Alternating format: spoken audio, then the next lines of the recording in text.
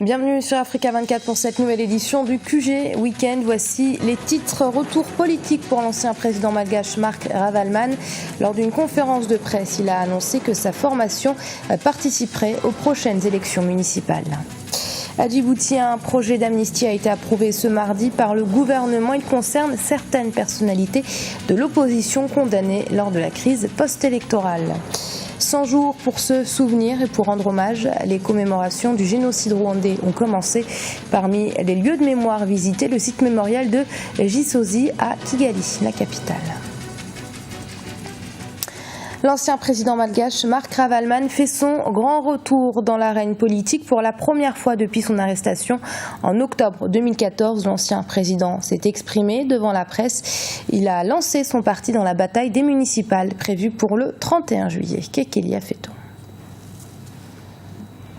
À Madagascar, Marc Ravaloman fait son grand retour dans l'arène politique. L'ancien président déchu en 2009 s'est exprimé devant la presse ce jeudi. Il en a profité pour lancer son parti TIM dans la bataille des municipales prévue le 31 juillet 2015. Le TIM est un parti uni qui va participer à toutes les élections à venir et l'on va gagner. Je n'étais pas là lors des dernières élections, mais elles se sont bien déroulées. Maintenant que je suis rentré, ça va aller encore mieux. Sous le coup d'une enquête après son retour d'exil jugé illégal, Marc Ravaloman est censé être assigné à résidence. Il est par ailleurs condamné aux travaux forcés à perpétuité pour le décès des manifestants survenus en 2009. Pour des spécialistes, ce retour marque la bonne marche du processus de réconciliation sur la Grande Île. Marc Ravaloman met en avant toujours l'esprit de réconciliation nationale, un thème et un mot d'ordre qu'il porte avec le président Radzonar Matian. Il faut rappeler que André Rajoelina a quitté officiellement pour parler des discussions relatives à la réconciliation nationale, de même que Zafy Albert, l'ancien président. Les deux aujourd'hui collaborent de près ou de loin pour mettre en avant l'esprit de réconciliation nationale, et c'est dans cet esprit-là justement qu'ils demandent d'avoir plus de souplesse d'action et justement pour pouvoir mieux se déplacer et mieux jouir de sa liberté. Pour l'heure, le TIM ne fera pas d'alliance avec le parti au pouvoir lors des municipales, même si des négociations seraient en cours pour les échéances suivantes. C'est une décision qui permettra certainement de décrisper le climat politique à Djibouti. Le gouvernement a approuvé lors du Conseil des ministres de ce mardi 7 avril un projet d'amnistie en faveur des militants et des personnalités de l'opposition condamnés pour les événements liés à la crise post-électorale de 2013. Le point tout de suite avec ce sujet d'Ibra Khadindiaï. Les relations entre le gouvernement et l'opposition vont-elles s'améliorer après la décision des autorités en faveur de l'opposition? Le gouvernement djiboutien a en effet approuvé ce mardi 7 avril un projet d'amnistie en faveur des militants et des personnalités de l'opposition condamnés pour les événements liés à la crise post-électorale de 2013. Le gouvernement privilégie le dialogue social, réaffirme sa disponibilité et poursuit son engagement à construire un ordre politique fondé sur les valeurs de justice, de pluralisme démocratique et de bonne gouvernance entre les diverses composantes de la communauté nationale. La décision s'inscrit dans le cadre des accords du dialogue politique intervenu le 30 décembre 2014 entre l'Alliance au pouvoir et la coalition de l'opposition, l'Union pour le salut national, USN. Mais si l'opposition salue ce geste du gouvernement, elle déplore néanmoins le fait que certains membres de l'opposition dorment encore en prison.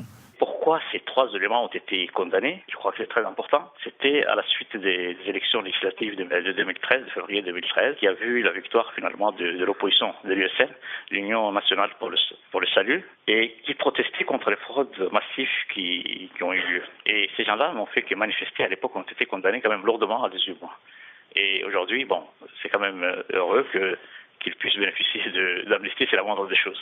Il faut rappeler qu'il y a un prisonnier qui s'appelle Mohamed Ahmed Jabha qui a été arrêté en mai 2010, qui a été à l'époque torturé et qui n'a bénéficié d'aucun soin et qui n'a jamais été présenté devant un juge et qui reste encore en prison à Gabon. Et Mohamed Ahmed Jabha est toujours en prison. Et aujourd'hui, nous sommes très étonnés que cette amnistie ne s'étende pas à ces militants aussi. L'accord cadre entre l'USN, l'Union pour le salut national et le gouvernement prévoyait également des discussions sur la CENI, la Commission électorale nationale indépendante, autre point d'achoppement essentiel sur lequel l'opposition entend des réponses du gouvernement. Rappelons que la signature le 30 décembre 2014 de cet accord cadre entre le pouvoir et l'opposition avait mis fin à plus de 20 mois de crise politique dans le pays.